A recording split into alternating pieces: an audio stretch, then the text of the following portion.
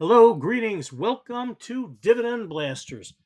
This is our 117th video. Our topic today is building my weekly money machine using diversified exposure to crypto, blockchain, AI, as well as a little bit of leverage for growth and weekly income. So, this video is going to be a little bit different than other videos. This is going to be a shorter video. I've talked about some of these ETFs in the past. These are all weekly paying income ETFs. The purpose today is not to go deep, but to go a little bit wider and talk a little bit about how I'm doing in my journey with weekly paying income ETFs. So that's what I'm going to do. I'm going to talk a little bit about the benefits, the risks, some of the new additions to the portfolio, um, and also what I look for as far as what to watch and monitor any potential risks in. So first, a little housekeeping, a little disclaimer: what I say is not financial advice.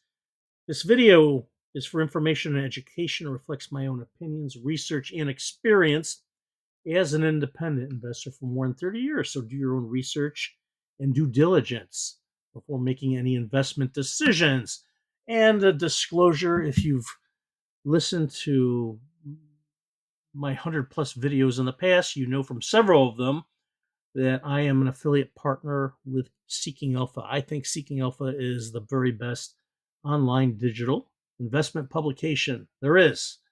Been a long time subscriber, and over the last year or so, I've been a affiliate partner.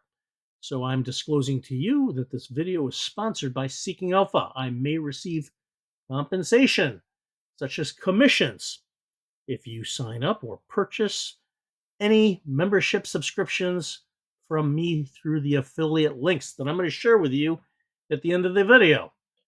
This content is for education and information and a little bit of entertainment.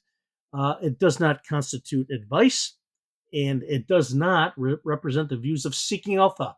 These are my views and only my views. This is what I am doing. So let's get into it. What are some of the benefits of these weekly income paying ETFs? Uh, I got to tell you, I like getting that weekly income stream. It's getting a regular cash flow in my account for doing really not much. Basically, investing and getting a distribution. We call them distributions because they're like dividends, but they're more than dividends. If there's any holdings that pay dividends, they're going to include that. But most of these are going to be premiums, options premiums that the fund is writing calls and puts against to generate those premiums and pass those distributions on to us. And the more frequent we get these and reinvest them, that is a good way to compound your investment if you are dripping back in. Um, Other benefits, uh, a lot of these, and it's a potential risk here, but a lot of these income paying ETFs um, use leverage strategies. And why do they do that? They do that to amplify your return. And they use a variety of strategies to gain added exposure above 100%. So if those holdings go up by X percent, depending on what your leverage is, it's going to go up by that factor of leverage. So if there's 125% leverage, uh, and let's say the the market goes up 10%, it's going to your holdings go up basically by 12.5%. Now that works in the other direction. If they go down by 10%, the holdings go down by 12.5%. So worst case scenario, you could lose your holdings. I don't think that's going to happen, uh, but it cuts a little sharper, but it works better. So you have to be very careful on what you're investing in, what the underlying assets are. And really, I would say, very importantly, don't over allocate. I don't over allocate. My investment in these is around 10% of the portfolio. So I don't have 50 or 75% of my portfolio in these. No, it's like 10%. And I watch these closely. And I'm also very comfortable selling out a position and going into a new position if I like. Um, Another benefit is getting that predictable cash flow, especially if you are retired and you're dependent on passive income or you're approaching retirement. It's very nice versus having a traditional dividend investment, whether it's a stock or ETF, where you're getting a dividend every quarter. And I own plenty of those, and I love those, but those are for different purposes. Or some of the older or more traditional covered call income ETFs that pay out monthly. These are different. These are weekly. So that's the difference here. Some of the risk. Well, again, I talked about the leverage. This can work both ways. Now, also with income ETFs, you are capping your upside potential with options, especially call options. You're capping it, and I've talked about the option strategy. And when an option is assigned, you know, especially in a bull market, you've capped your return at the strike price. And go back and listen to a couple of my videos. I explain that in fairly decent detail. Now, with leverage, again, you can expose yourself to a little bit more volatility, and there's the potential of NAV erosion if the market goes against you. So you have to be careful. And so, uh, I basically I am managing my risk by watching closely what I invest in, but also um, having a prudent allocation in these, not over allocating. Uh, Here is basically something that is really important, and we this is a good case in point. We saw this with yield max, but a lot of these ETFs will include a distribution that includes a return of capital, and that's basically a way of saying, "Hey, we're going to give you back your own money so we can meet um, our targeted distribution yield." Well, that's not something that we really like. We basically want to get returns that are based on successful options trades. Personally, I'm not in this to get my own money back. Because the question is, why would I even invest in this?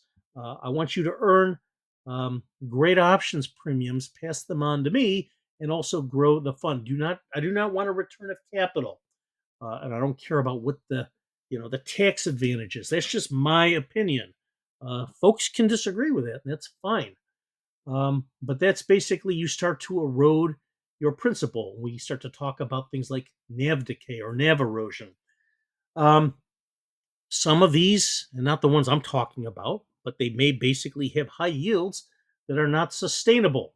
I will tell you that in a market downturn, I would rather invest in a fund that reduces the distribution yield than sticks to a target and liquidates the fund and returns capital to me to meet the distribution. I really don't want that.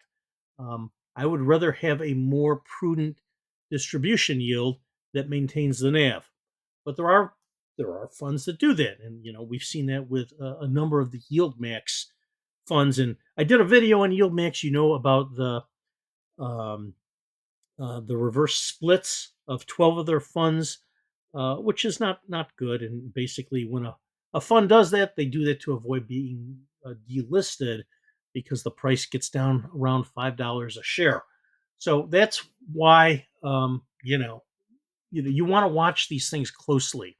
Unlike investing in a traditional uh, dividend ETF like an SCHD or a VYM, you basically can set them and forget them. These you can't. You really need to manage these a little bit more closely. Weekly payouts are not always guaranteed. Uh, yeah, yeah, especially if there is a fund that is decaying their NAV or eroding their NAV, that could be problematic. But I would say more for the ones that I've invested in, uh, the risk is, and it's not a big risk, that they reduce the distribution because maybe the performance of the underlying asset in the market is, you know, going through a correction or a downturn. These guys do not really want to do a return of capital. Not all of them. I think some of them might, and I'm watching them. But they will reduce the distribution, particularly blocks, to maintain the NAV. Um, some of the ETFs are stock specific, single stock ETFs, and I've got a few of those. um, you're basically getting into a little bit more diversification um, challenge. You're not invested in 10 stocks, you're invested in one stock and maybe with leverage with the objective of amplifying the return, but there's always a little bit of a risk of uh, work in the other direction. I've talked about that. All right, so I've kind of talked about the benefits and the risks. I'm going to get right into this here, and I'm going to show you the income paying weekly paying ETFs that I've invested in, and they're really across three different companies. One is by Nicholas Wealth, and it's the X Funds family, and that ETF is blocks. And I've talked about this on a number of videos.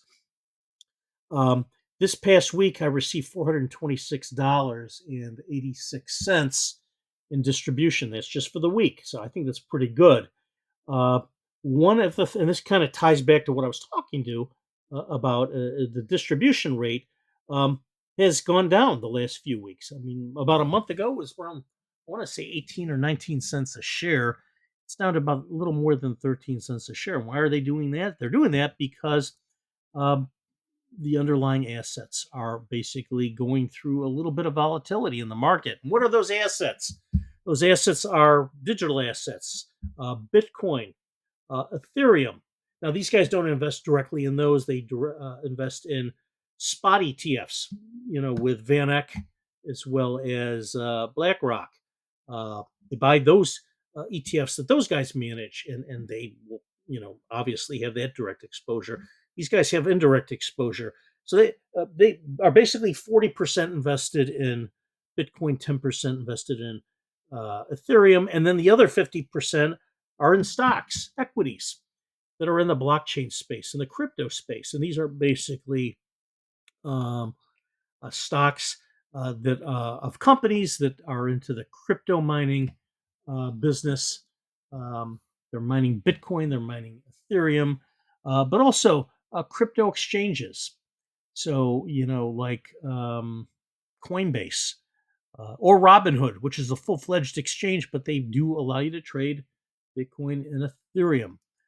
So that's kind of what this is. Now I have 3,200 shares. I have been dripping the last few weeks, typically about 22, 23, 24 shares a week, which I think is pretty healthy.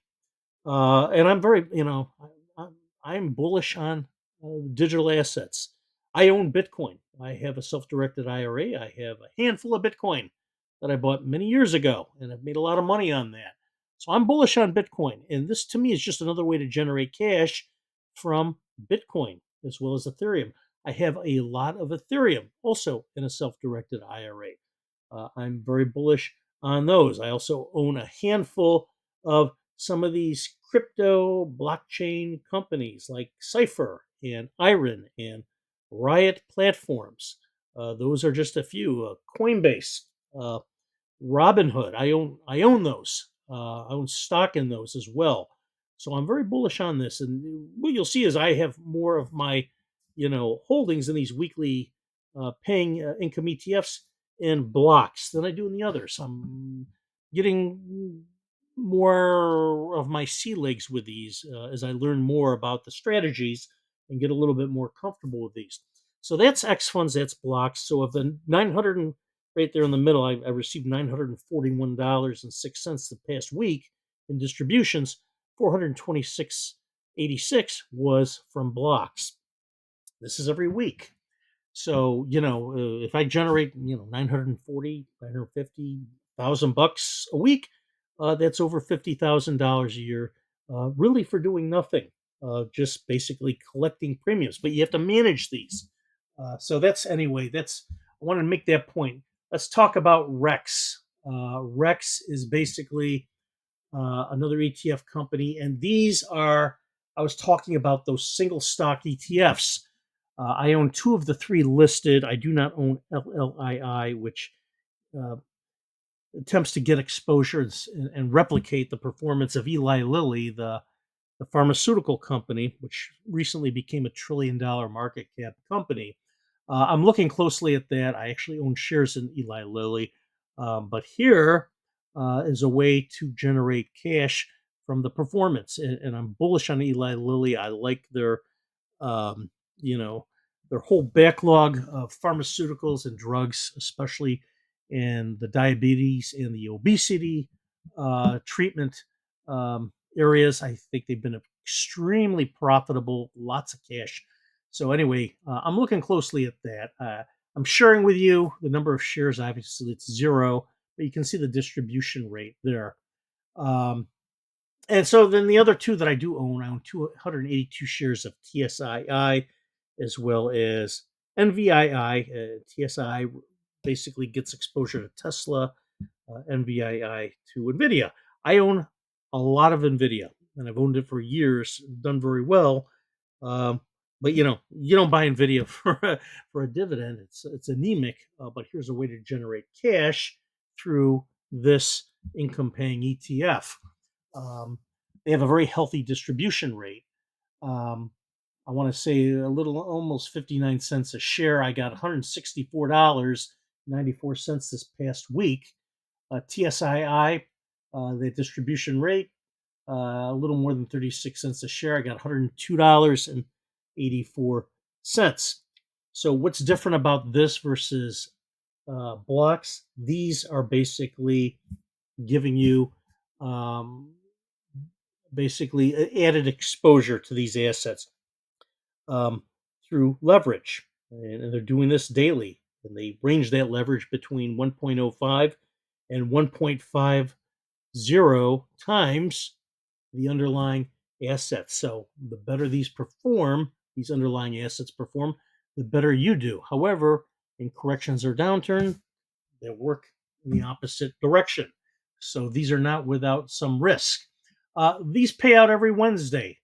Blocks pays out every Monday. I got my blocks today, my new one, which was a little bit less than 426. These are last week's. But anyway, back to Rex. These pay out every Wednesday. Um, what's interesting about these guys is that these guys are writing out of the money call options on about half of their holdings. So half of them that they're not writing these options against, they are not capping the upside. So that's how they're getting that price growth, which is really what I want. Here, I like that because that can act to counteract any NAV erosion with the leverage and the options strategy. I think that's absolutely great. You can see that the distribution targets are pretty high. Uh, NVI's is 105, 105%. TSII's is 78. How can they do that? They're doing that because they see these things as being very bullish, amplified by the leverage. So they can do that, but they can vary these distributions as needed. LLII, there's just not enough information there. It's so very new, and so that's why I haven't invested in it. I'm watching it. And you can see the launch dates. LLII just launched last month. But these both launched, the other two launched back in May and in June of this year. So that's Rex. And then the last category are the Roundhill investments. And I own three ETFs here. Um, Again, these are the Roundhill Weekly Pay ETFs. One is AMDW, and that replicates AMD or Advanced Micro Devices. GOOW, that replicates Google. And then HOOW, that replicates Robinhood. So again, what's different about this? Well, this will pay out on Tuesdays, each of these three. So I'm actually getting distributions Mondays, Tuesdays, and Wednesdays of every week. It'd be great to get them all, Thursday and Friday, but I haven't found the ones that fit that, and that's actually not as important to me. What's more important is the quality rather than the timing.